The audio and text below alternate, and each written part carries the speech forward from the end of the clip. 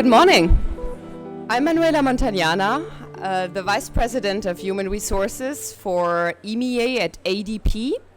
ADP, a company that most of you know, I'd guess so I'm not going to explain in what business we're in, but we have a big stand at the beginning of the entrance of this show, so you're very welcome to join us there as well, and after the talk, having follow-up conversations with our salespeople there.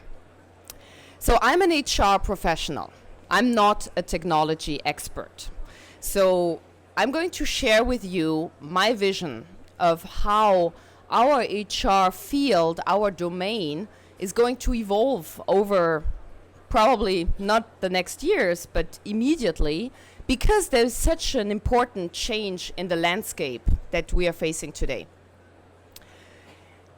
Yesterday, I spoke in Paris at a similar event, and the theme was, what does have to change in the HR function? It was a very French debate, kind of a lot about the wording, and there was actually a tough discussion around the fact that HR business partnering does no longer really reflect the reality of what our companies expect from us, but also, of course, the talent that is in our companies.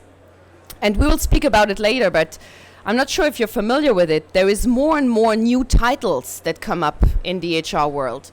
So whereas I used to call myself a business partner, thinking that was already kind of modern, today we hear about chief happiness officers.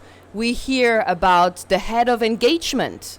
We hear about the top data scientists. So a totally new approach to how a function that has been, from a traditional standpoint, more seen as personal administration is now viewed not only from the companies, but also from the talent. And why is that so? Because the world is changing. Because the business conditions are changing. Because what was true yesterday is no longer true today and will certainly not be true tomorrow.